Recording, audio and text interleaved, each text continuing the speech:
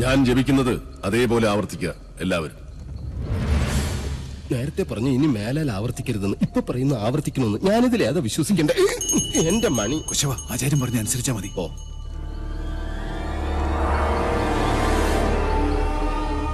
പൂർവാഗ്നേയീ ദക്ഷിണാച പൂർവാഗ്നേയീ ദക്ഷിണാച നൈര്യതീ പശ്ചിമാ തഥാ നൈര്യതീ പശ്ചിമാ തഥാ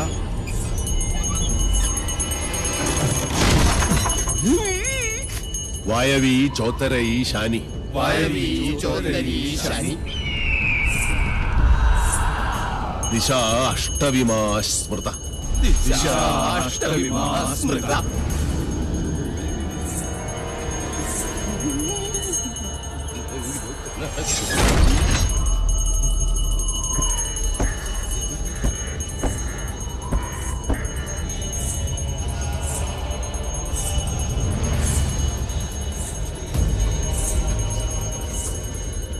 ആരും കണ്ണു തുറക്കരുത്. എന്ത് ശബ്ദം കേട്ടാലും ജപം നിർത്തരുത്. ചോര കണ്ടാൽ ഞെട്ടരുത്. ധീരരായ എന്റെ ശിഷ്യന്മാർ പോലും ഭയന്നിരിക്കുന്നു. ഇനി മതിയാക്ക നിന്റെ വായ്പാട്ട്. ആയുധപ്രയോഗം ബ്രാഹ്മണനെ വിധിച്ചിട്ടുള്ളതല്ല. എങ്കിലും ഞാനത് ചെയ്യും. അറുത്തെടുക്കും നിന്റെ നാവ് ഞാൻ. നീ മുടിയഴിച്ചിട്ട് കൂളിയെപ്പോലെ കൂവി ആരെയും നീ പരിഹസിക്കില്ല. ഓം വിശ്വകർമ്മണ്യേ നമഃ. ഇനി നിന്റെ നാവ് ചലിക്കില്ല.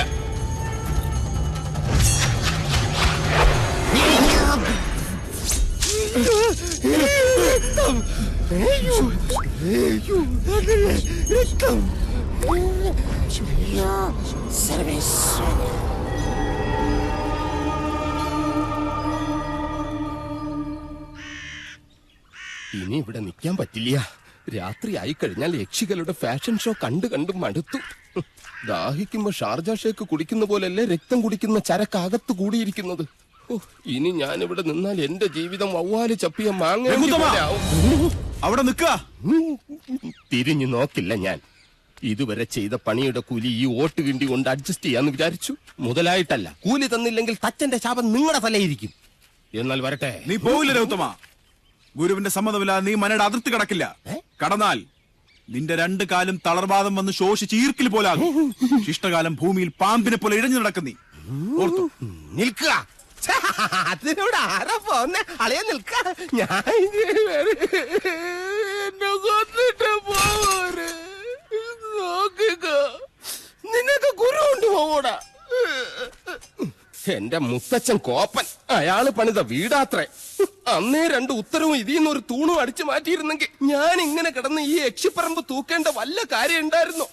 ഇപ്പൊ ഈട്ടിക്കും തേക്കനൊക്കെ എന്താ വില?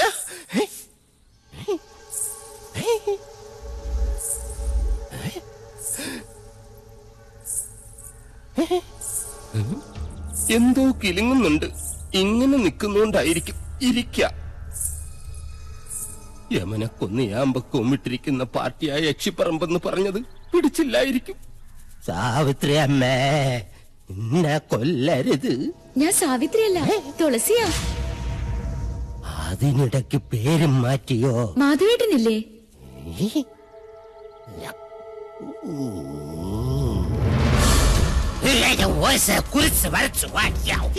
അടുത്തു വരരുത്. അടുത്തു വന്നാൽ പേടിച്ച് മൂത്രമൊഴിച്ചു കളയും ഞാൻ. മാധവേട്ടൻ എവിടെ? മാധവേട്ടൻ എവിടെ? മാധവേട്ടനോ?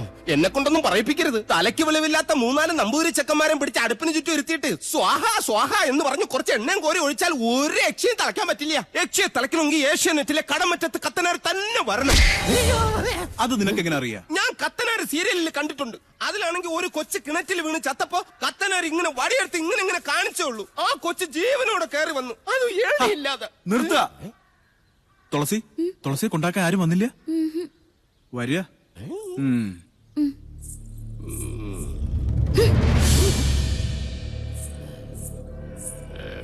ഇവിടെ യക്ഷിയുടെ മറവിൽ സ്ത്രീകൾ വരുന്നു, ജപങ്ങൾ മുറയ്ക്ക് നടക്കുന്നു. ഛേ, അങ്ങനെ ചിന്തിക്കാൻ പോലും പാടില്ല. എനിക്ക് കിടന്നാൽ രഘുത്തമ. എന്താ ദേവിടെയുണ്ട്.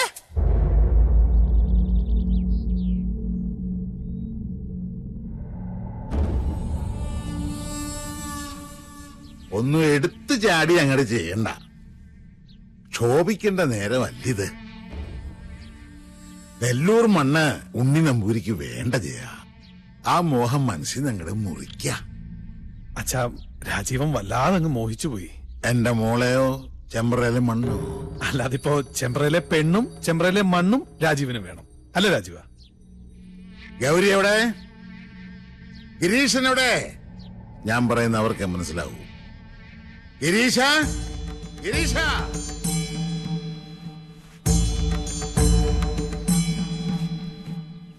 എടത്തി,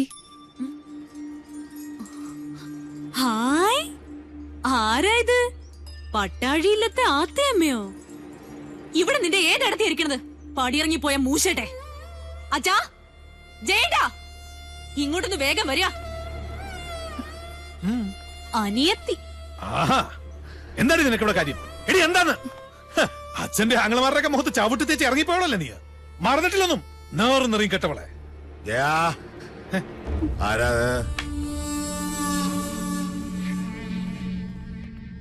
കണ്ടില്ലേ അച്ഛാ? ഇറക്കി ഇവിടെ പിഴച്ചവളെ.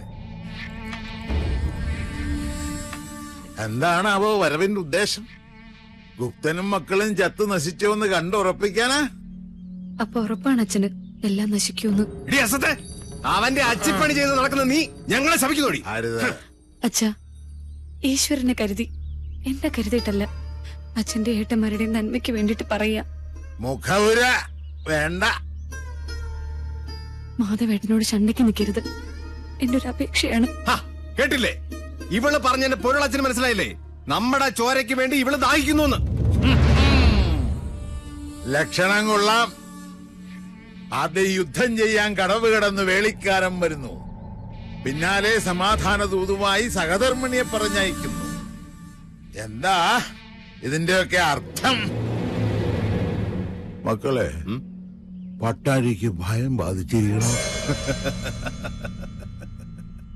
മടങ്ങിക്കോളാ, ഇല്ലെങ്കിൽ നിന്റെ ശവം കൊണ്ട് അവന്റെ മുഖത്തേക്ക് വലിച്ചെറിയും. അച്ഛൻ പറഞ്ഞ കേട്ടില്ലേ? ഇറങ്ങി പൊടി മൂദേവി. കംസജന്മം എത്ര അനുഭവിച്ചിട്ട് മതിയായിട്ടില്ല അല്ലേ? അതേടി, ഞാൻ കംസൻ തന്നെയാ. ഈ അടിവയറ്റിലൊരു കൃഷ്ണുണ്ണി വളരുന്നുണ്ടെങ്കിലേ വലുതാമ ഇങ്ങോട്ട് പറഞ്ഞു വിട. ഈ ജയൻ ഇവിടെ തന്നെ ഉണ്ടാവും. ബാക്കി അവനോട്. അത്രയും ആയുസ് നിനക്കില്ല ജയ. തൊടില്ല നീ. വഴിതെറ്റിയിട്ടായാൽ പോലും ജീവിതത്തിൽ ഒരിക്കലും ഇനി ഈ മുറ്റത്ത് കാലുകുത്തരുത്. മനസ്സിലായോ? അനന്താ, ഇത്രയും വണ്ടിയിലേക്ക് കൂട്ടിക്കോളൂ.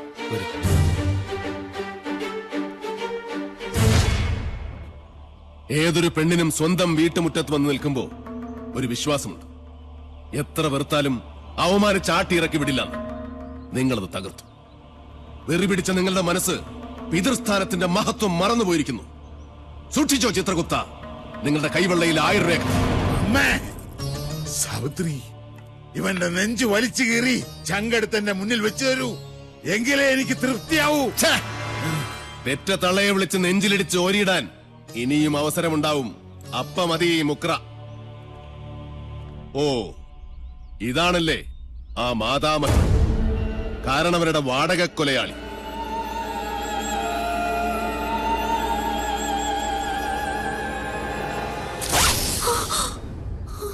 ഒളിസേവയ്ക്കിറങ്ങുന്ന ഈ ദുർദേവതയെ കണ്ടാൽ രണ്ടായി വലിച്ചു കീറും മാധവൻ. ഓർത്തോ?